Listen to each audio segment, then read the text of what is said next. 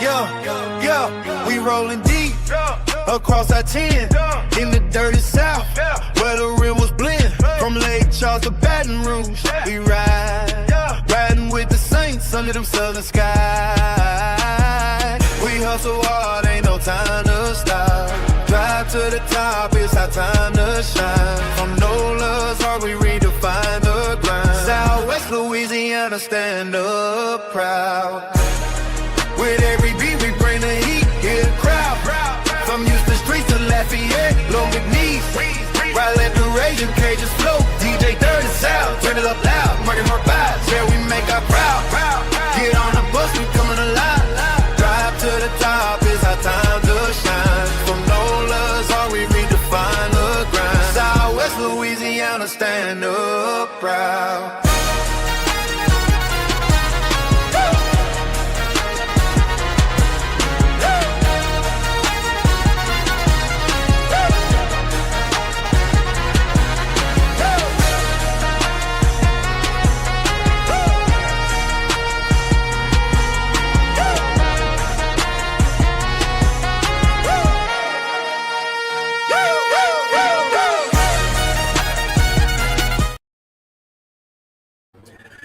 Yeah, we are back.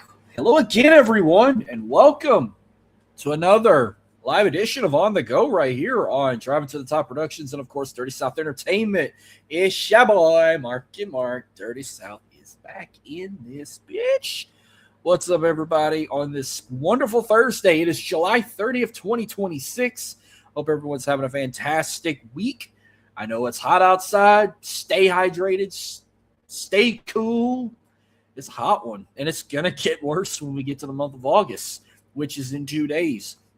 But before we get any further, you know what to do. Hit the like button, hit the subscribe button. You can find me on X at DirtySouthENT_. Follow me on Facebook, Instagram. Subscribe to the YouTube channel.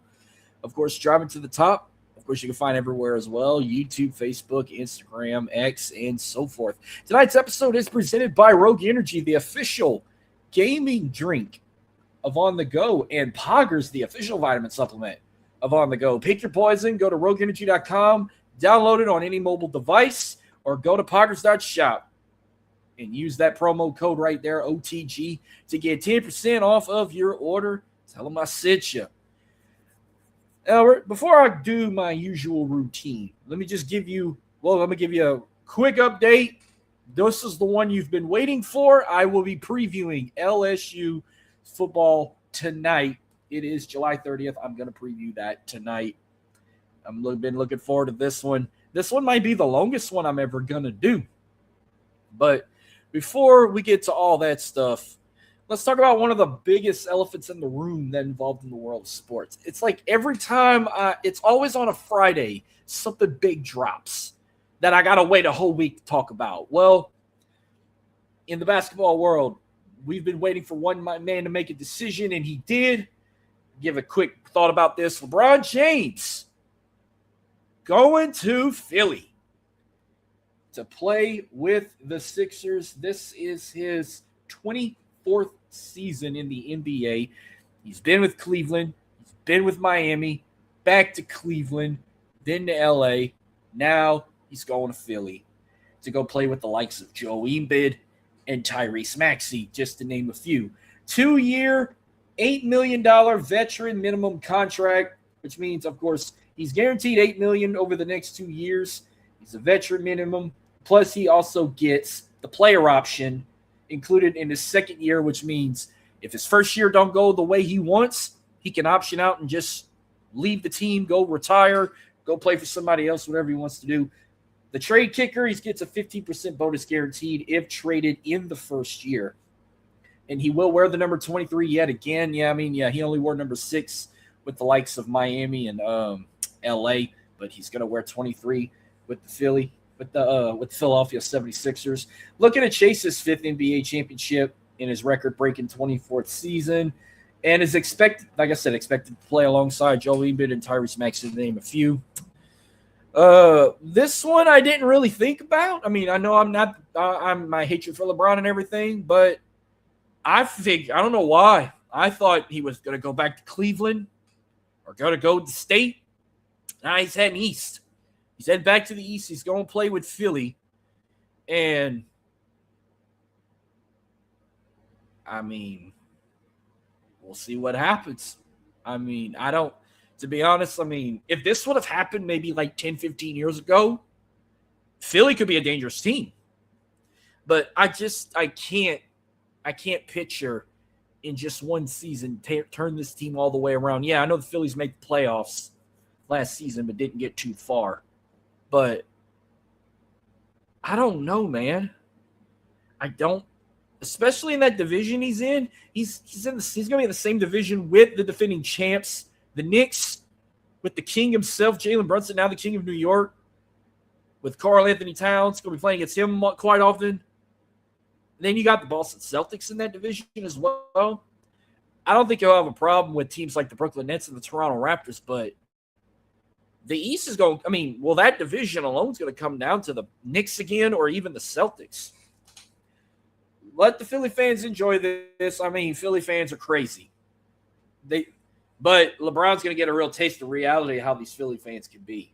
Oh, they're happy to have him because the GOAT is now on their team.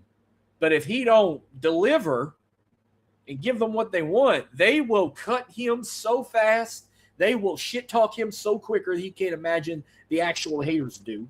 They'll be burning his jerseys in seconds. Philly fans are fucking out of control, folks. We saw how they act when the Eagles don't win. You sure know how they act when the Phillies don't win. I don't think they could care less about the Flyers. Flyers might be the weakest link of the city. But we'll see what happens when the time comes. But in reality, I don't see. I mean, maybe they can make the playoffs, but I don't see them winning a division. They're not going to win that little division title, not with the Celtics and the Knicks up there. It's going to be one of them. And definitely not going to be a team to win the East. In reality, I know we still got months before we get to the NBA. We're finally getting into the football fever. But my top three dangerous teams in the East going into the 26-27 season, Knicks, the Heat, and the Celtics. That's like my top three right there I could see winning the East. Because remember, Miami's going to be dangerous. They got Giannis going to Miami to play with Klay Thompson and all those other guys. You mean the Celtics, you got Tatum. Hell, you even got Jaylen Brown now with the Celtics. Be a dangerous team. And then, of course, you got the king of New York himself, Jalen Brunson, with Karl Anthony Towns, Jose Alvarado, that young team who is a predicted favorite to go back-to-back in the NBA Finals. But one of them three going to clinch the East, in my opinion. This, like, summer league prediction of who's going to win the NBA Finals. Not the NBA Finals, win the Eastern Conference. The West, it's like my top three to win the West. It's like you got the San Antonio Spurs, the Oklahoma City Thunder, and the Houston Rockets. Like, that's my three to win the West right there. So you heard it from here. I mean, we'll see how it goes. Anything can happen. But I just don't see him completely turn this team around. And in just 1 year with the Sixers, he brings them all the way. I just can't see it happening. Not in the stage he's in right now. He's like in his 40s now. I think, what is he, like 42, 43? I know he's in his 40s. His time's coming. I mean, I'll give him 1 year before if it don't go the way he wants, I think he retires. He's finally going to hang it up. I'll give him 1 year with Philly. I don't see him playing two. The only way I see it happening is if he brings the Sixers to a finals and a deep run where they might come up short or win it all. That's the only way I can see him playing 2 years. But until then, no, I don't. I see him 1 year and he's done. One and done with the Sixers right there. But that's all I got on that big news with LeBron going to the Sixers. But let's go ahead and get this show rolling. Let's go start this in H-Town because, man, I got a lot of stuff Houston-related we can talk. And let's go ahead and jump straight to the shell, folks. Let's go to the 713 and jump straight to some Dynamo talk. Let's go, baby.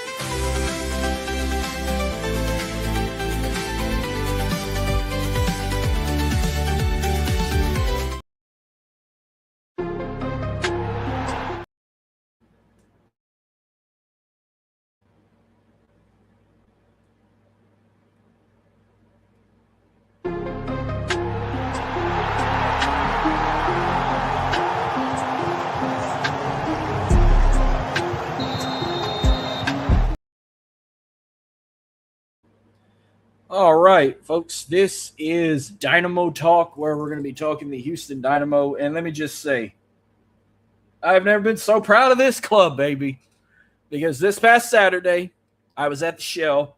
I was at the Texas Derby when they took on Austin FC. This looked like a whole different team. And let me just tell you what, I am so proud that I was at this matchup and they handled their business like they were supposed to.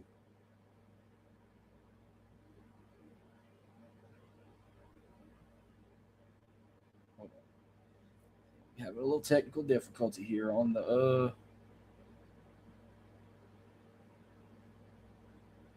might have to pop it up here. Let's see.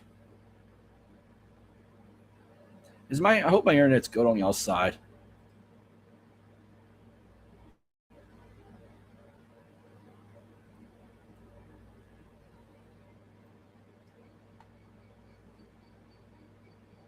All right, here we go. I was having a little issue here. Well, I'll tell you what my problem was. I didn't even get nothing typed up for the Astros, but I got some news I can give to y'all on that. But I got what I need to talk about the Houston Dynamo. They handled their business. They kicked ass. They beat Austin FC 3-0. Probably the best matchup I saw, not just all season so far, probably in the last 3 years. And that was the best Dynamo matchup I've been to in the last 3 years. Well, since 2023, I've went to 4 matchups. This was the best one I've been to. They won 3-0. So now that puts the Dynamo at 8 wins, 2 draws, 6 losses. They're 5th in the Western Conference right now. So they're moving up. They're slowly moving on up in the West. A couple statistics in this matchup. They had 4 shots on goal out of 10 shots. 1 shot blocked. 9 attempts in the box. 1 attempt out the box. 5 big chances created but missed 2. 4 through balls. 16 touches in the opposition box. They won 1 corner. They had 5 saves, 13 goal kicks, 15 shots faced, 2 total high claims, 10 tackles, 10 interceptions, 10 clearances, 35 recoveries, 385 accurate passes out of 427 passes, 318 total back zone passes, 117 forward zone passes, 18 accurate long balls, 3 accurate crosses, 13 total throws, 12 fouls, 3 offsides, and 2 yellow cards. The star of this matchup went to Matheus Boguesa. Yeah, he scored 2 goals in this matchup. The first one was in 12 minutes of play. He had a right-footed shot from the center of the box to the center of the goal, assisted by Ezequiel Ponce. And then in 29 minutes, Bogues scores again with a right-footed shot from the center of the box to the bottom left corner, assisted by Gilliherm. Speaking of Gilliherm, he scored the 3rd and final goal of that matchup in 32 minutes of play. It's like within 3 minutes, goal, then goal. We were on fire that night. But Gilliherm hit a right-footed shot from the left side of the box to the bottom right corner, assisted by Augustin Bozart. Bozat. I said his name wrong. But, hey, great performance, man. Like I said, that was the best matchup I saw all season with the Houston Dynamo. And it's hopefully they can make it better and keep on going. I thought I'd share a little bit more with them since they made me so excited. A couple of leaders here. Top scorer so far this season, of course, is Matheus Bogues. In 16 matchups, he scored 4 goals, the most this season. Right behind him is Lawrence Anali with 3, Hector Herrera and Jack McGlynn with 2 goals this season, and with Felipe Andrade, Abraham Alayu, and Eric Shavachino with only 1 goal so far this season. But Jack McGlynn on top of the board in assists this season with 4. Lawrence Anali's in second place with 2 assists, and Matheus Bogues with 1, along with Ezequiel Ponce, Hector Herrera, Andre Linger, Felipe Andrade, Augustin Bozat, and Arter with only 1 assist so far this season. Let's see. In performance so far this season, the most – well, this would be a tie right here. This says most goals scored this season. It was their 3-2 win over Portland back in March, but now you can put the Austin matchup in there. Most goals they've ever scored on the road so far this season was 4 at LAFC back on May 10th. Goals conceded, the most they've had was 2 against LAFC at the end of February. On the road, they've allowed 6 goals, courtesy of Colorado in April. The most winning margin they've had was a 3-game win streak, and the longest losing streak they've had so far this season was 4. Or winning margin. Correction, I got that wrong. Largest winning margin they had this season was 3 goals. Largest losing margin was 4. No, their longest winning streak was 2 games. Longest unbeaten streak so far this season was 4, and they're still their current. Longest losing streak, they had 3 consecutive losses, and longest winless losses was 3 so far this season. That's their stats as of right now. So what's coming up next for the Dynamo? Well, we said no matchups this week with All-Star going on. But coming into the month of August, they will have 6 matchups coming in August. And it'll be a little while before they're back at home in the shell.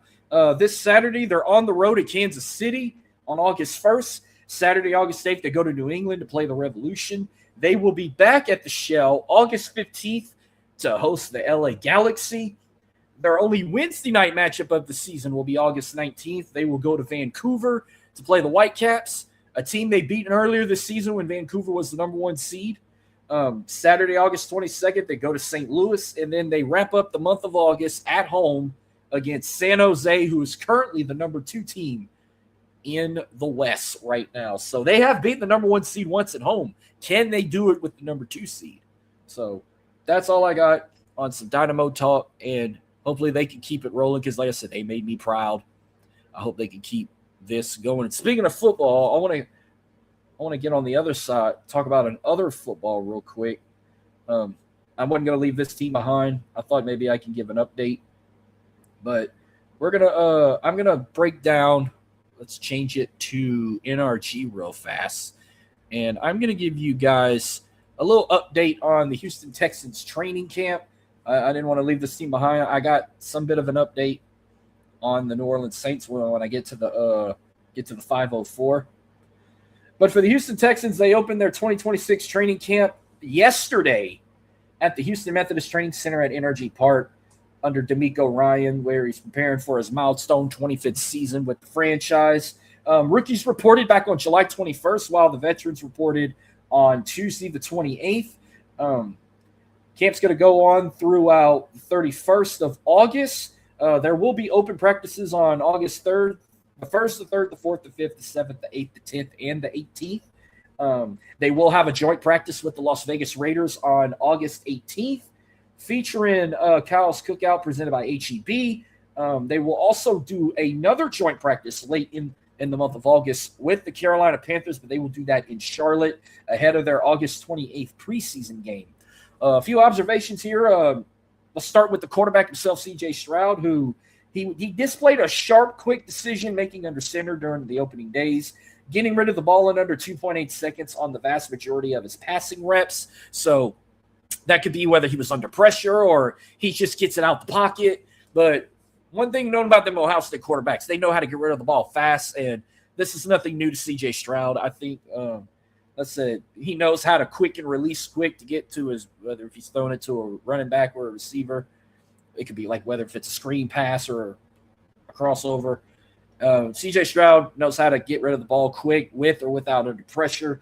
A few roster additions here. David Montgomery taking a major backfield role in the revamped offense. So the former Detroit Lion himself. I think he also played with other teams. Now with the Houston Texans, maybe we could see his name get called a bit in the backfield because, there's going to be a list of other running backs you might hear throughout the season, but one in particular I think you'll definitely hear more is David Montgomery.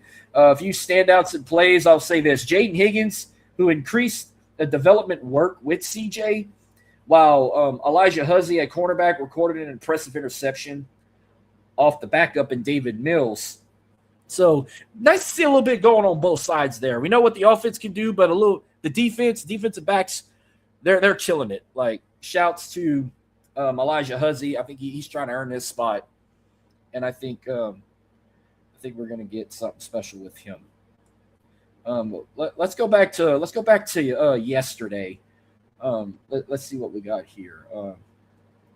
There's a possibility that C.J. Stroud will reach a contract extension, even though he isn't focused on much on contract discussion, but he's letting his agent handle it. So possibly we'll know within a week or two. I got another player who's talked about getting a contract extension for the New Orleans Saints. I'll talk about in a bit. C.J. Stroud going into his fourth year with the Texans, coming out of Ohio State, and he's looking for an extension where D'Amico Ryan stated that if they don't get into a lot of deep discussion with guys when it comes to the contract situations, but with the way he's been with the team all season, I'm sure CJ is going to get an extension, and he'll be sticking around for a while. Moving while, let's see what happened on the first day of training camp here. Speaking of CJ Stroud, well, make it day 2 if you want to count it, but like I know they had official like practices. Some teams went helmets, some went shell, some went full pads. Some teams are different. Don't know how the Texans started their training camp today. I haven't seen no highlights or videos or anything. I'm just going with what I'm reading. CJ doing with the quick passes, getting rid of the ball with less than 3 seconds.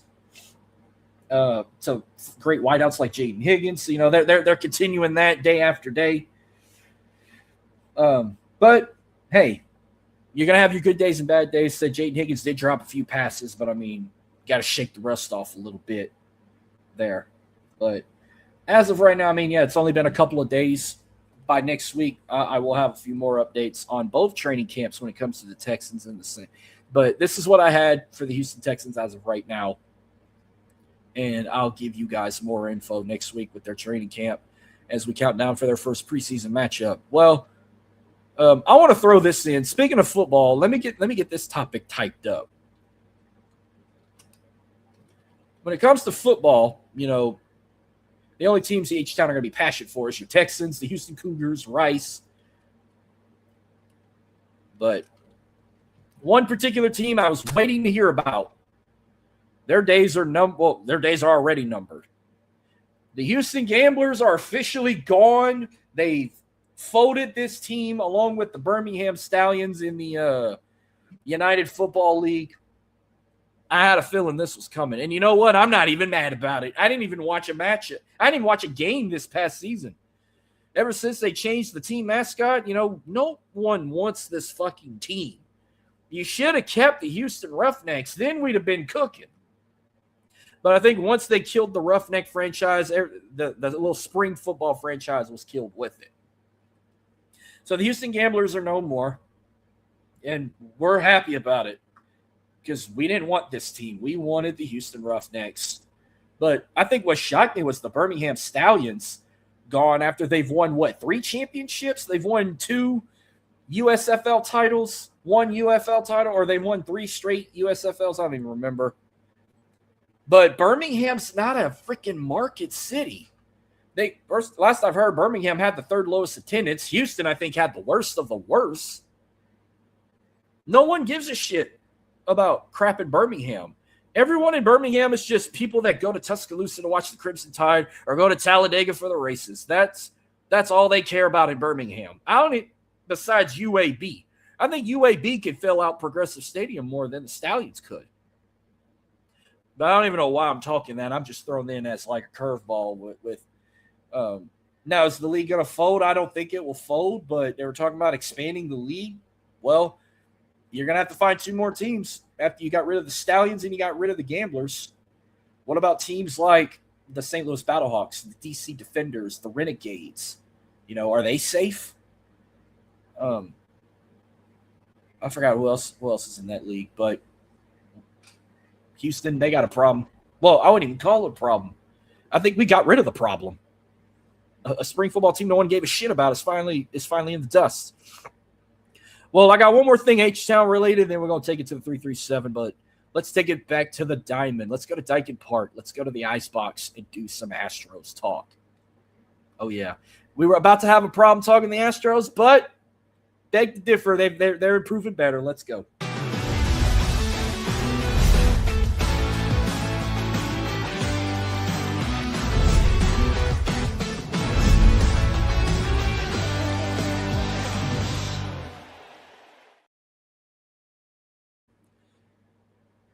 I am not on my game right now. I was supposed to change the background during the intro, but all right. This is some Astros talk. Now, I did say I had a small minor problem with the Astros, but to be honest with you, the Astros have actually been on a roll ever since the second half started. I mean, they swept the Miami Marlins.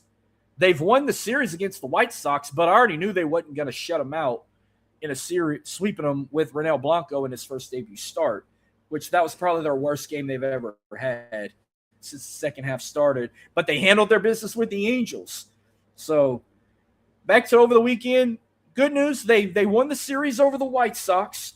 They took game 1 9-5. They took game 2 4-1, but they got decimated in Ronel Blanco's debut on the mound 12-3.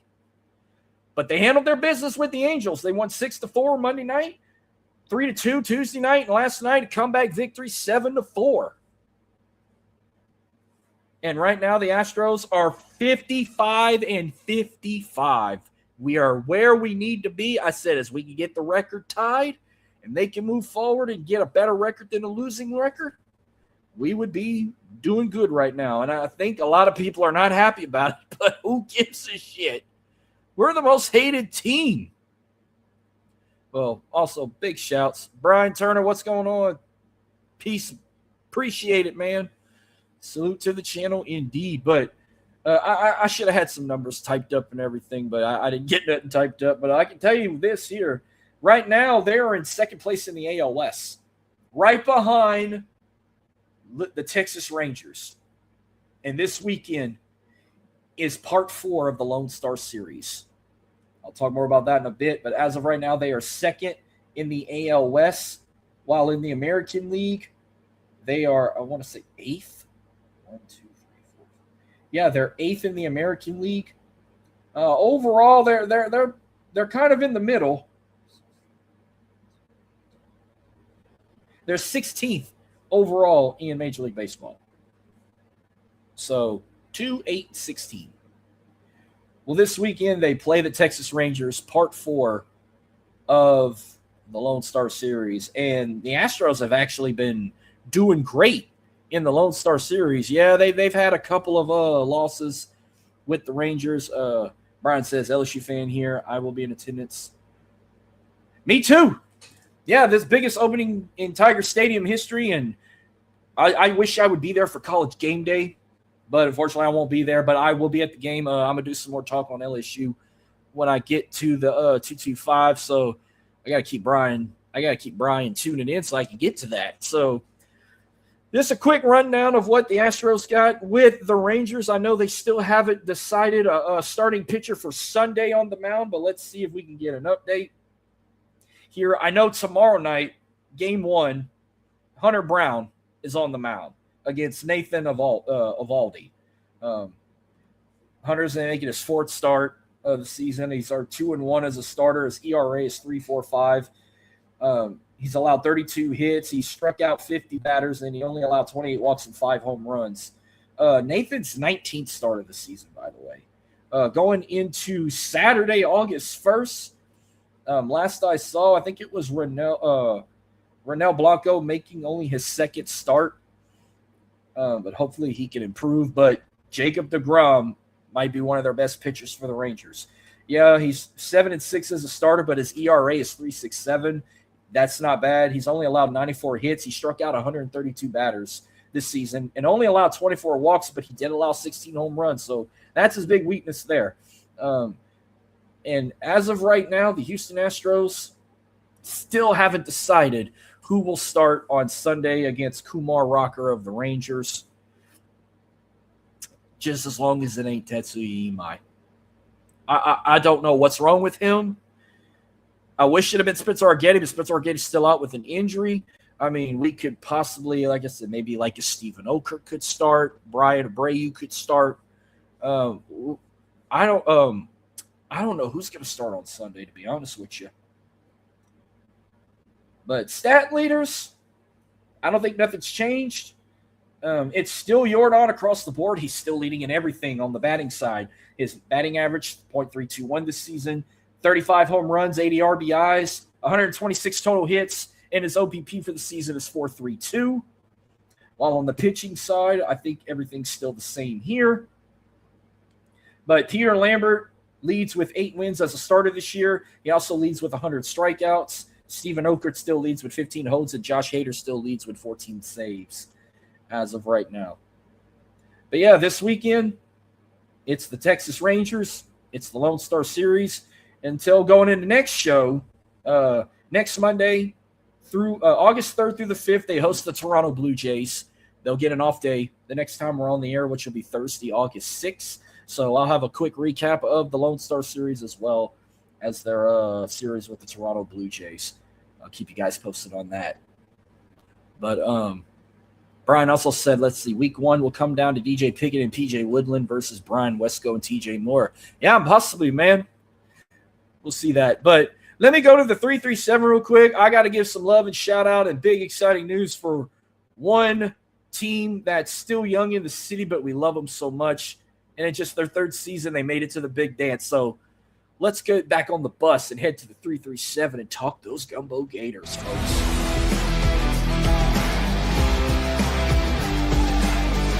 I love to have a good time. I love to. Well, ladies and gentlemen, I got a special topic for you guys. Let me rename this. I had Gumbeaux Gators update. Let me rephrase this. The Lake Charles Gumbeaux Gators, for the first time in franchise history,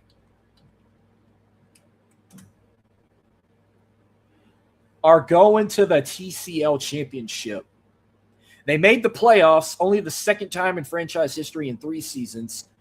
They got their first ever playoff win Tuesday night against the Acadiana Cane Cutters, and I was there for it. I was there for a historic moment. They won the game 2-1, so I don't have a picture of the bracket, but I love how it came down to one side of the bracket, it's Texas, the other side of the bracket is Louisiana. But it's a best out of 3. First team to get 2 out of 3 moves on to the championship, which will be Saturday, August 1st. 1 game, winner take all, no series. It's win or go home, 1 game. It'll be August 1st. Lake Charles punched their ticket. They beat the Cane Cutters Tuesday night 2-1, and they beat them again last night 3-1 to move on to the championship for the first time in franchise history. Now they're waiting on their opponent and to see where the game will be held. Well, the last I checked, because the series is tied. The Victoria Generals took game 1. I don't remember what the score was, but I know last night the Valley Bombers beat the Generals 5-0 last night, forcing a game 3. Last I saw, it was either 4-0, 5-0 Generals. So if the Generals win, they will host the championship game against the Gumbeaux Gators this Saturday. I was hoping the Valley Bombers would win because that would give the Gators home field advantage and host the championship game at the Geaux. But hey, a trip to Texas ain't going to be too bad at all. But Victoria will be a very dangerous team. They are the number 1 seed in the tournament.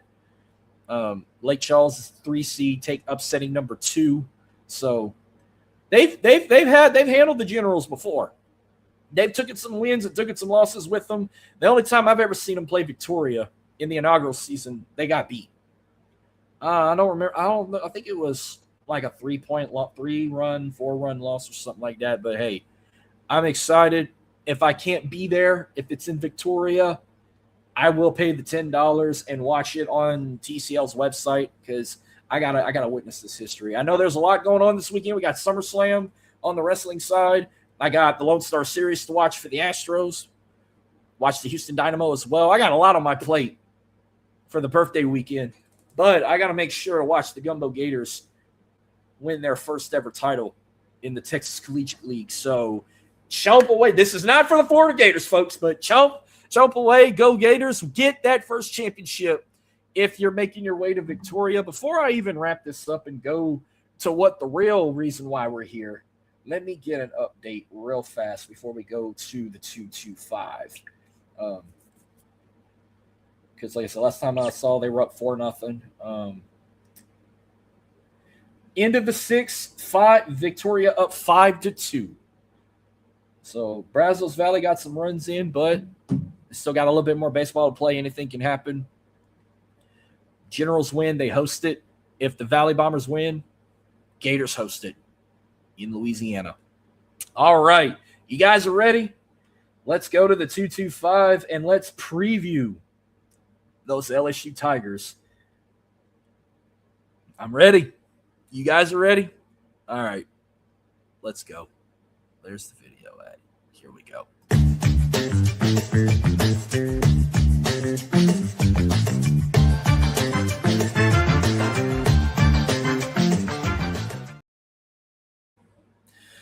Oh, man, here we are.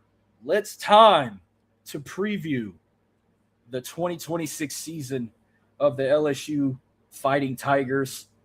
And first off, let me just say with a straight face, it is so good to be the bad guy right now in college football because we are not going to be the most beloved team with the likes of our new head coach, Lane Kiffin.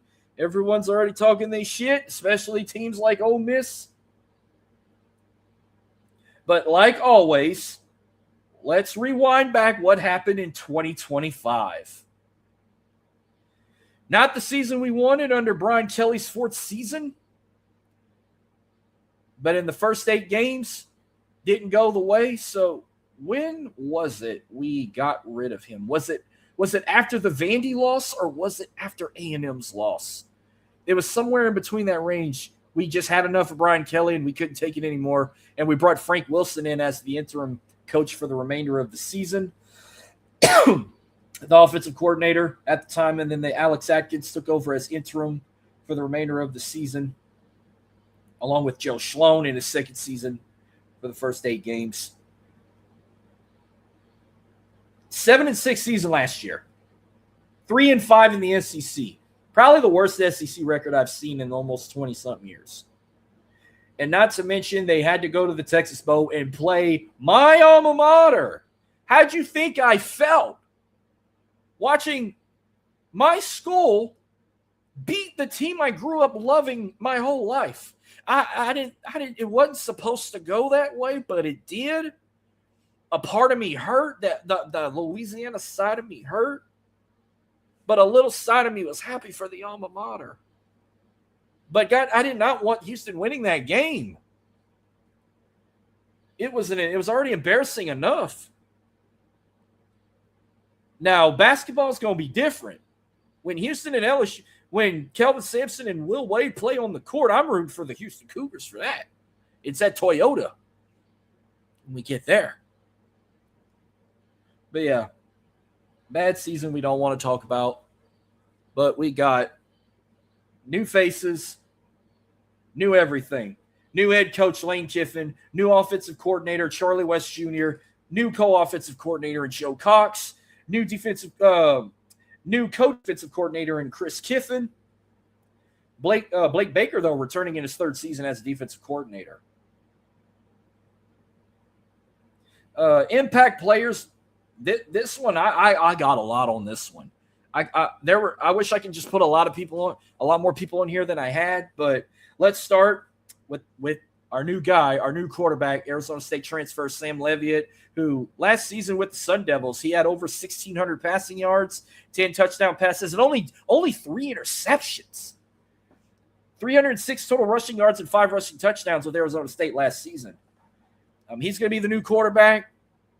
I have a lot of faith in this guy. I think he's going to be a force to be reckoned with.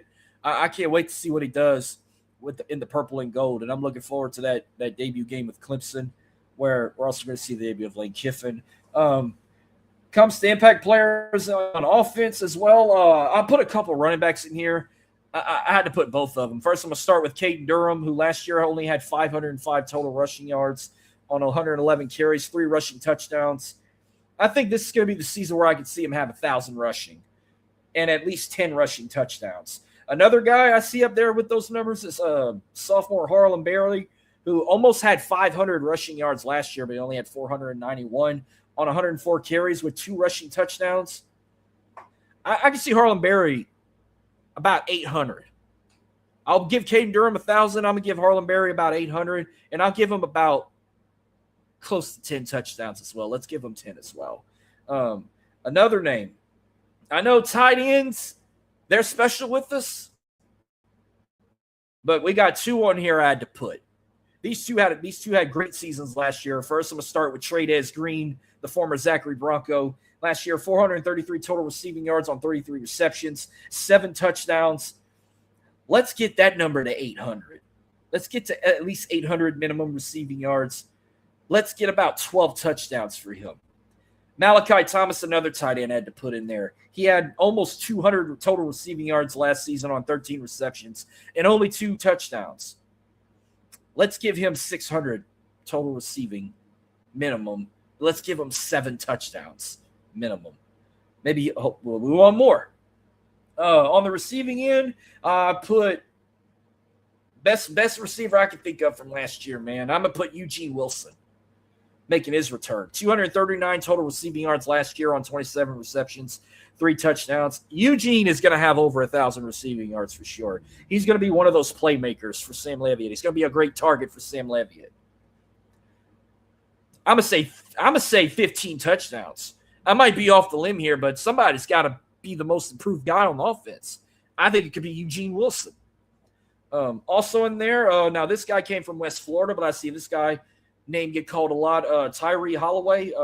Last season with West Florida, he had 661 total receiving yards on 34 receptions with 8 touchdowns. Not bad. Let's get him 10 touchdowns as well. He had 6. I think he can go almost to 1,000 himself. That's a few guys on. That's my guys right there on offense. I can see it's improved players. Defense, on the other hand, let's start with the man that announced his return during the offseason. We're getting Whitweeks back one more time. The heart and soul of that defense. Last year, 28 total tackles, 13 solo, 15 assists, 1 sack, 1 fumble recovery. Man, let's give this guy. Man, I think he's going to have about 7-8 sacks this season.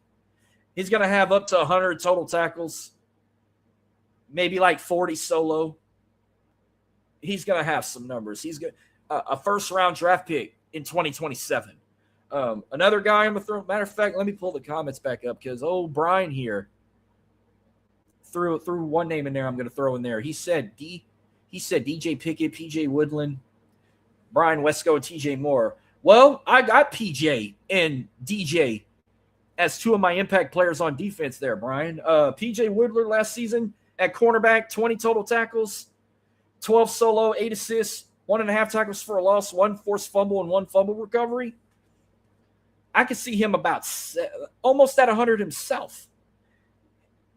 One of the most impactful players for that DBU right there. I could see PJ. Maybe about 50 solo, I could say minimum. He's going to have some numbers and assists. I need a pick 6 from PJ this season. Give me 1. Give me up to at least 3. Give me about 3 to 5 interceptions for him, but one of them got to be a pick 6, at least 1. DJ Pickett, on the other hand, I see him. He's going to have his name called a lot on SportsCenter. 37 total tackles last season, 29 solo, 8 assists, 3 tackles for a loss, 2 sacks, 3 passes broken up, 3 passes deflected, and 3 interceptions. He had 3 last year. I think we could see him at least 5 or more interceptions. About nearly 100 solo tackles himself. Multiple numbers of assists. Let's go for 10 tackles for a loss. Let's bring the sack number up. Let's get him almost to 10 sacks. Another guy I think could be a first-round pick in the 2027 NFL draft if he goes to the draft. I can see him being there. And then one more guy, I got to put a big boy from the defensive line to be an impact player. How about Dominic McKinley at defensive tackle? Last year, McKinley had 12 total tackles, 4 solo, 8 assists, 2 tackles for a loss, 1 sack, 1 pass broken up, and 1 pass deflected a season ago. I think he's going to be the most dominant man on that front. I'll say about 50 total tackles this season. About 20 solo. He'll have some assists. He's definitely going to have some tackles for a loss. I want to give him about 8 sacks at least. I can see him with 8, the minimum. And broken up passes, deflected. Well, I mean, I don't know for sure about that one yet. I mean, that can go either way. But that's my impact players going there. That's probably the most I've ever gave in any team I've previewed this season. But let's go on the fun side before I get the schedule reveal. Let's go ahead and look at some uniform swag. Nothing new coming. I mean, it's always the same routine. Most of the time, you're going to see this combo. I'm definitely going to see this week 1. You're going to see this most of the season.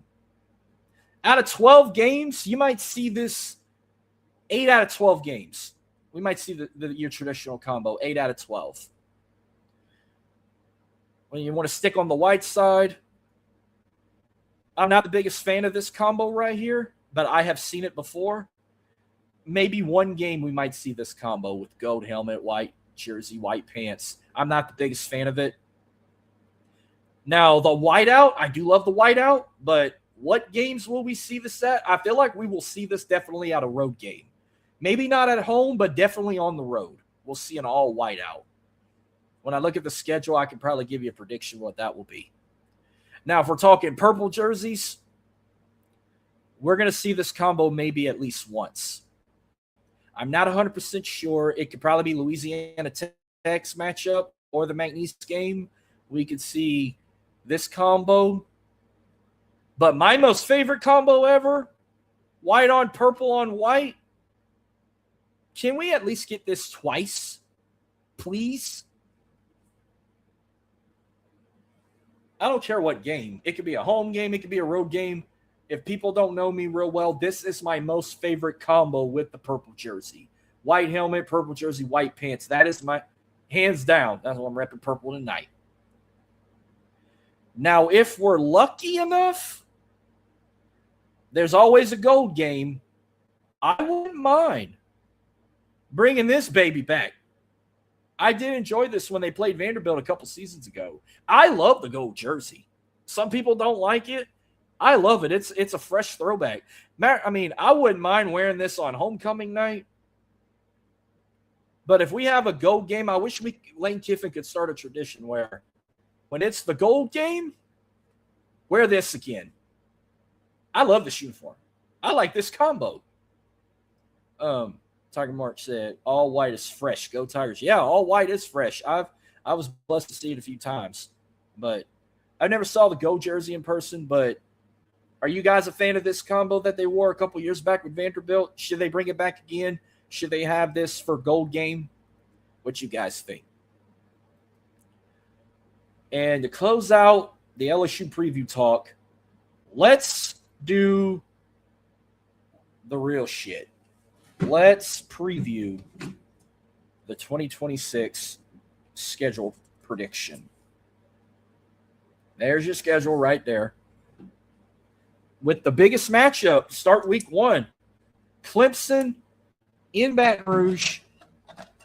And if I'm correct, I want to say this is the first time ever Clemson is coming to the real Death Valley. Anytime they've ever met in the past, it was usually a 2 national championship matchups, a couple of bowl games. I remember one year they lost to Clemson in the Peach Bowl in 2012. But last season, we went to the T-Move Death Valley in South Carolina, handled their business there. Now they're going to get a real taste of a Louisiana Saturday night in the real Death Valley. I really don't know Clemson State here. I mean, this ain't the Clemson team we've seen 5-10 years ago. I don't know what's going on with Dabo's team. But I can tell you what, Lane Kiffin ain't going to do what Brian Kelly did in his debut and take a loss on national television. Lane Kiffin's starting this season off with a win. So give me a win. Matter of fact, give me a win for week 2 as well. Louisiana Tech coming to town as the newest member of the Sun Belt. That's a win there as well. But all eyes are going to be on week 3. Lane Kiffin returns to the Grove, returns to Oxford, and I'm just going to say this personally. We all know College Game Day is going to go to this. I know why didn't they just announce it already? We already know week 1 they're going to Baton Rouge. Week 2 they're going to Texas, Ohio State, which I think it's in Austin. Week 3 they might, they're going to Oxford. They got to. This game is going to determine LSU's fate for the remainder of the season. We're going to see if they talk all that talk. We're going to see who's coming out of Oxford alive. Lane Kiffin come out alive. There's going to be so much security. They're going to have more security for this matchup than they did for Taylor Swift and Taylor Swift's wedding in Madison Square Garden. But of course they're going to win. We have to win this matchup. You talk about would be an embarrassing thing. Lane Kiffin leaving Ole Miss to come to Baton Rouge to try and win a championship. Ole Miss talking that shit. They took our interim. You can have him. They took players from us in the transfer portal. We took some of their players in the transfer portal. That's fighting allegations right now. This rivalry is now at its peak.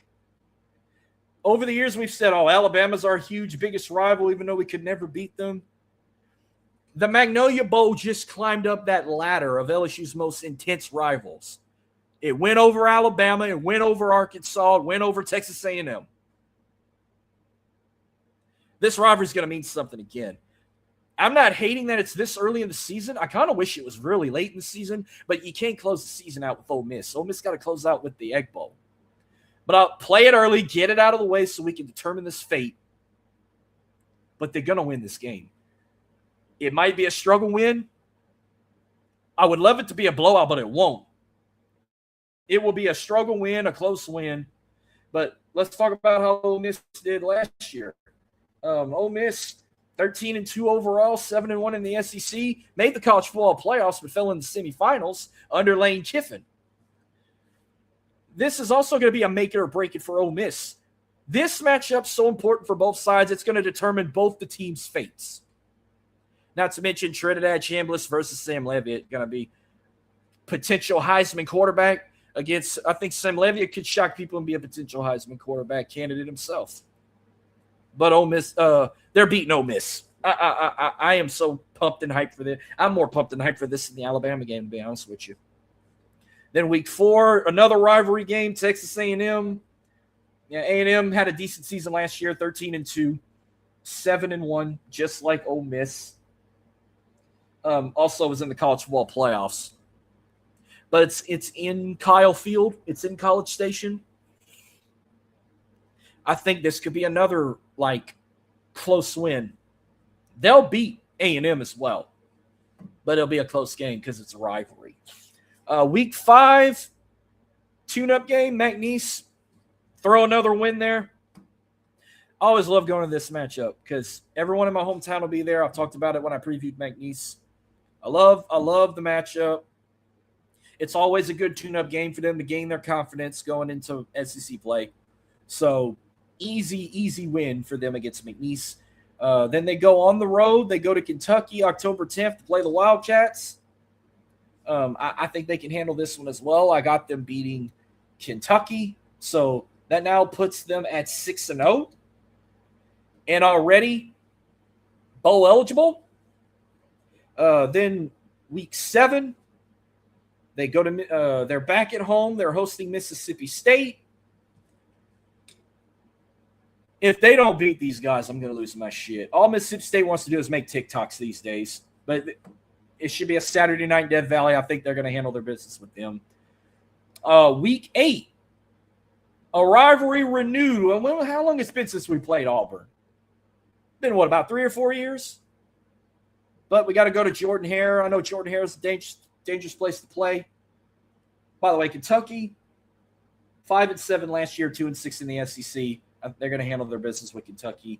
Mississippi State, 5-8 overall, 1-7. They're going to handle their business with Mississippi State. Auburn, another team that had a bad season a year ago, 5-7 overall, 1-7 in the SEC. But it's a rivalry game. It's the Tiger Bowl. I see them winning it as well, but it's going to be tight. Don't let Auburn fool you guys. Halloween, week 9, they get the bye week. Week 10, usually this is the one game we are always ready to see if we can beat Alabama. But lately, no one's talking about Alabama lately like they used to. Since Kalen DeBoer got to Tuscaloosa, no one gives a shit about Alabama anymore. They might find a way to get in the playoffs, but this is not your Nick Saban's Alabama.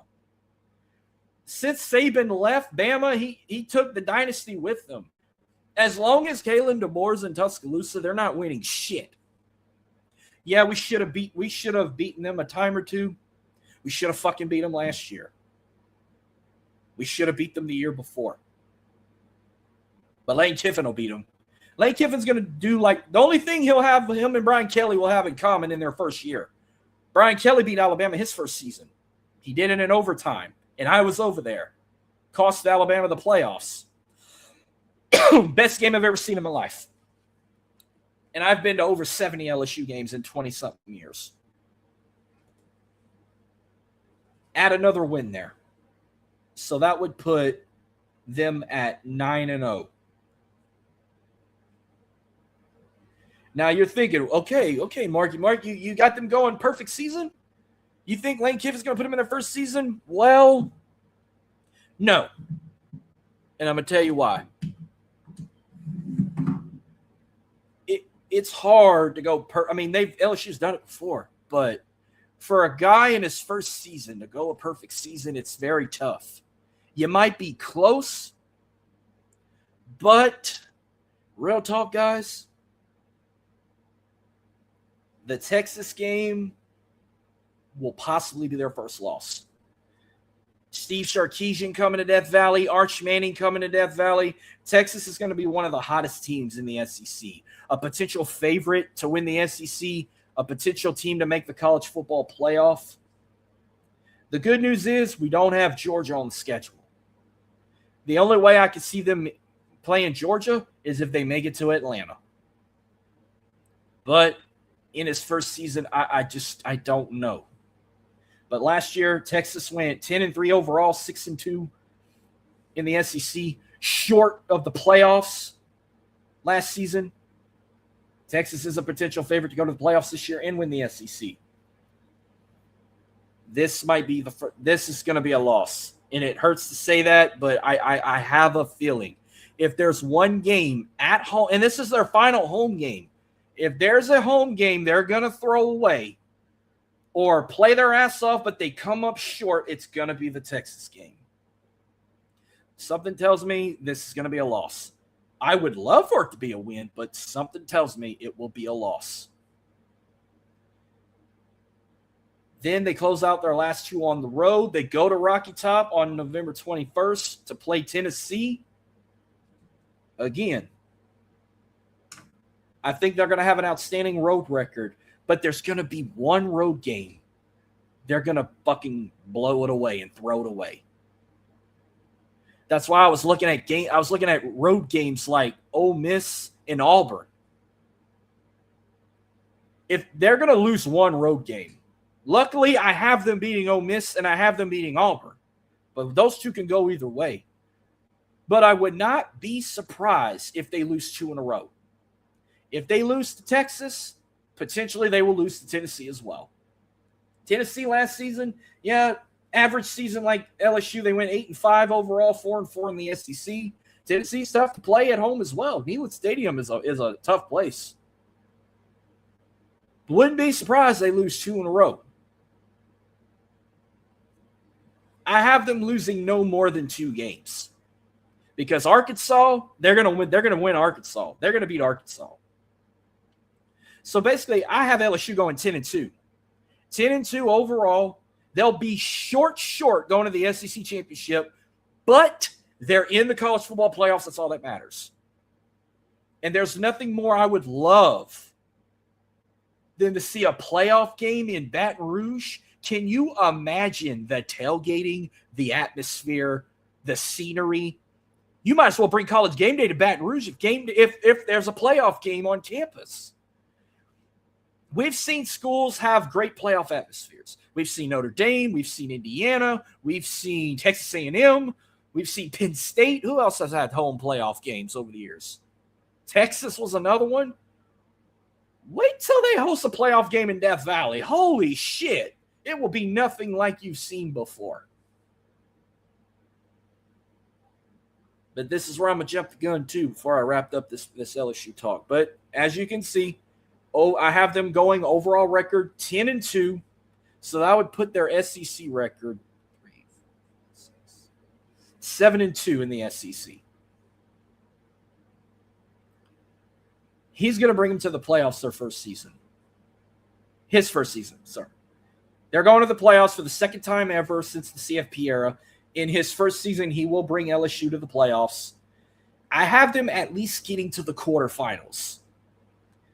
They're going to get past the first round, but I think their season could break by the quarterfinals, or if we're lucky enough to get to the semis. But I have them at least getting to the quarterfinals. Not a bad season. Not a bad first start for Lane Kiffin. Could boost the Rockets up going into the following season, because if you forgot, the 2027-2028 season, the national championship game is in the Superdome. The last 4 times the national title was in the Superdome, who played in that title game? Who've won 3 national championships out of those last 4 appearances in the Superdome? LSU. It's like, I wouldn't call it a curse. It's a curse for the opposing team. But watch LSU make it his second season as head coach. He will bring them their 5th national championship. I am calling it right now. You're hearing this July 30th, 2026. First season in the playoffs, at least in the quarterfinals. His second season, they are winning the national championship for a 5th time. I am calling it right now. That's my story, and I'm sticking to it. And thanks for coming to that TED Talk. But that is all I got on that historic preview I did on LSU. But show's far from over. I got one more little thing I want to do. I gotta get an update on the New Orleans Saints training camp. This should be a quickie, but let's take it to the 504 and talk a little update on the New Orleans Saints training camp. So let's go ahead and take it to the 504, folks. And then we will close shop for the night. All right, let's do this.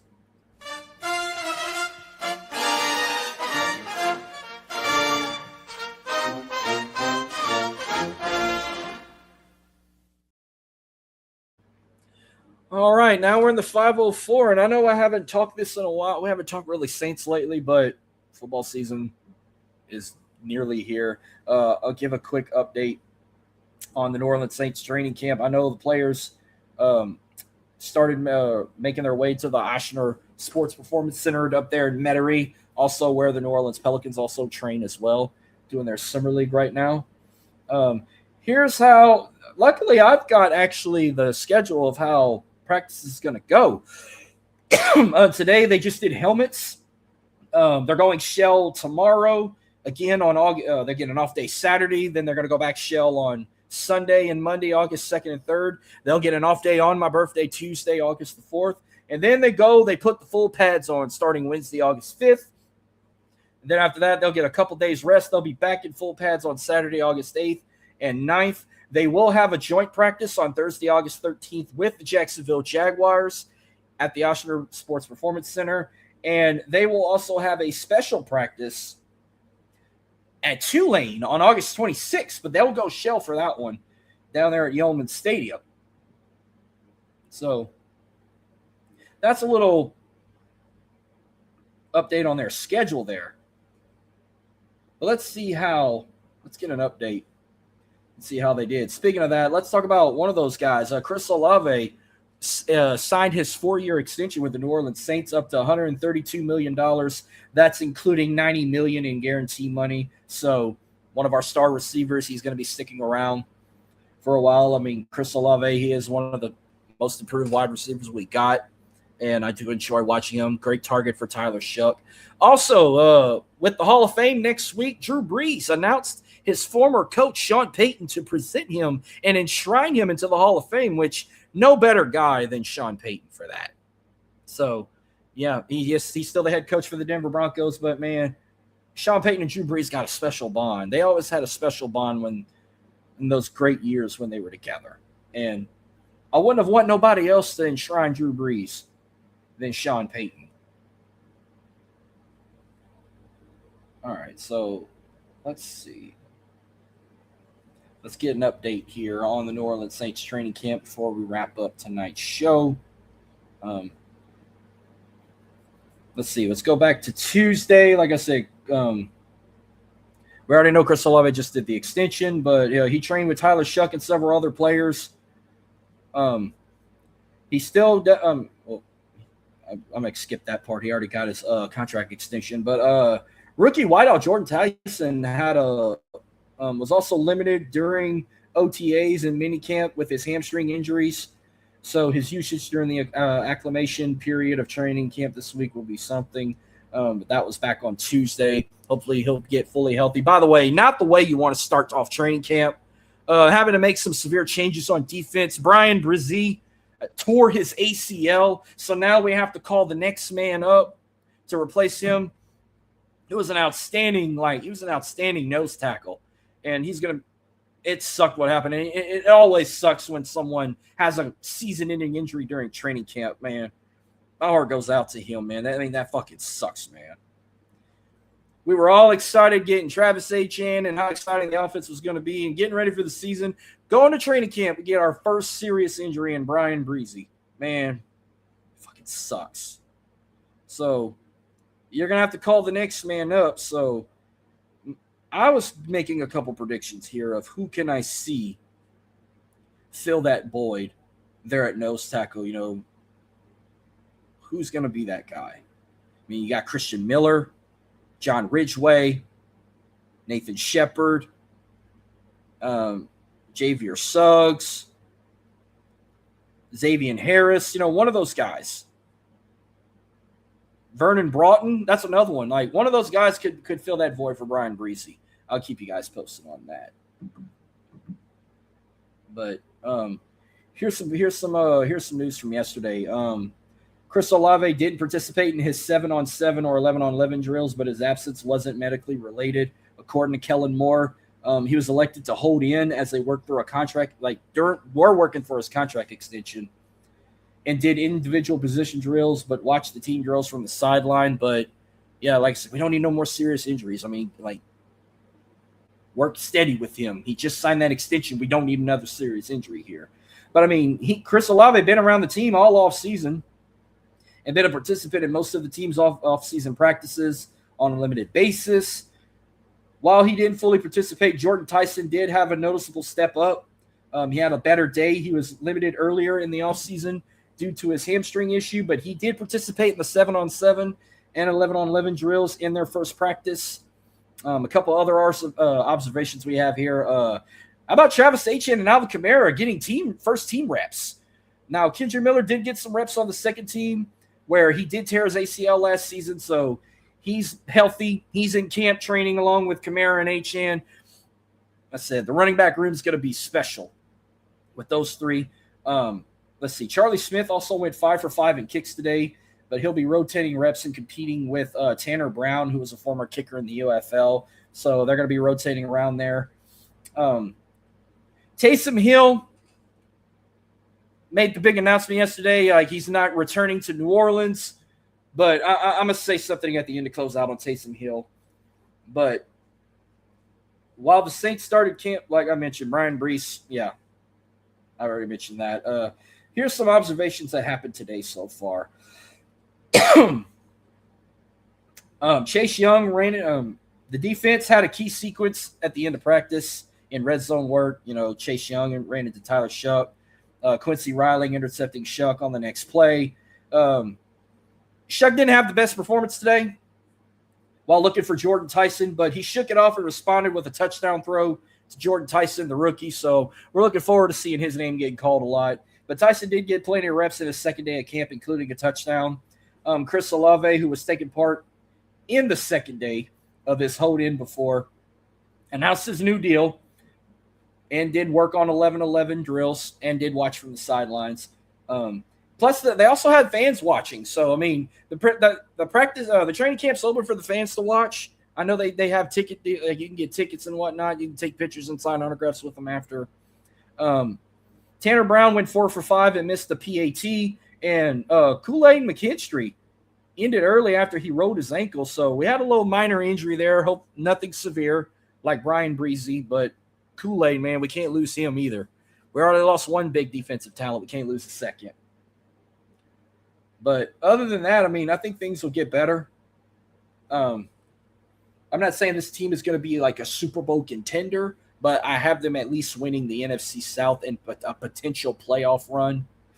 So I'll keep you guys more updated on team camp. But by the way, I want to close out by saying thank you to one of the very best New Orleans Saints. If you guys remember, Taysom Hill announced his departure. He's not returning with the New Orleans Saints.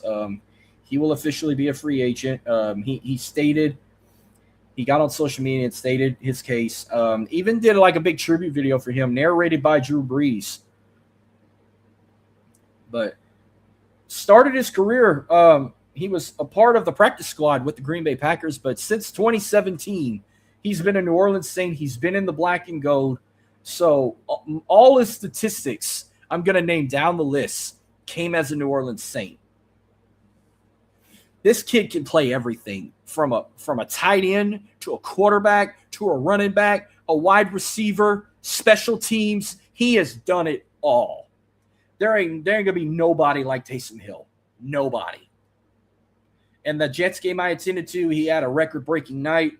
The only man ever to go 1,000 in receiving, passing, and rushing yards during their Super Bowl era. It was because of that Jets game I attended. He set that record. He also holds a record for most single-season touchdowns without a turnover by a quarterback with 7 in 2019. 2,426 passing yards, 2,551 rushing yards, 1,034 receiving yards, 489 return yards, 19 total tackles, and 57 total touchdowns. There ain't going to be nobody like Taysom Hill. I know we always say Drew Brees was our GOAT, but I would put Taysom Hill like up in that pedestal, right below Drew Brees, be the second best Saint. Some people might think I'm crazy, but that's just me. Because, I mean, there's been other great Saints that have come and gone. No one's going to be above Drew Brees. But someone that's going to be right below him, I think, is Taysom Hill. That boy was a special player. And I wish he would stay, but I respect his decision. And all I can say for Taysom is thank you for everything you've done for the city of New Orleans, for the Saints franchise. I was honored to finally see you play as a Saint against the New York Jets this past December, because I haven't been to a Saints game in quite a long time. I think it's been a decade. Like before that Jets game, the last game I went to was a preseason Patriots game in 2015.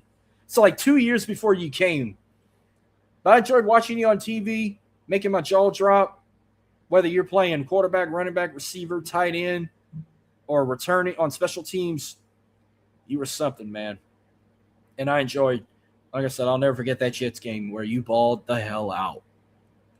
Well, that's going to wrap up tonight's show. And speaking of the New Orleans Saints, going into the month of August, while I'm going live, I'm not going to call it a watch-along, but I'll be checking out the Hall of Fame game. But next Thursday, August 6th, I will be doing my second and final NFL team preview. I will be in New Orleans talking to the New Orleans Saints on August 6th. Predicting the schedule, showing some uniform swag of what I want to see, and impact players who I see coming into the 2026 season. It's going to be fun. I'm going to be on my P's and Q's like I was with the LSU one tonight. But thank y'all for tuning in. Hope you guys have a wonderful weekend. Like I said, stay hot. It's so hot outside. Stay hydrated. Stay cool. And I will see you guys next Thursday again. Thanks for all the love and support. Be sure to check out everyone else on Driving to the Top Productions. All great stuff, great content. And I'm blessed and honored to give you guys content all across I-10 from Houston to New Orleans, giving you all their sorts of stuff from the 713 to the 337 to the 225 and the 504. But other than that, folks, I'm going to wrap up for the night. This will be it. And I will catch you guys next week. Peace, love, I'm out. God bless. God bless America. Y'all take care, folks.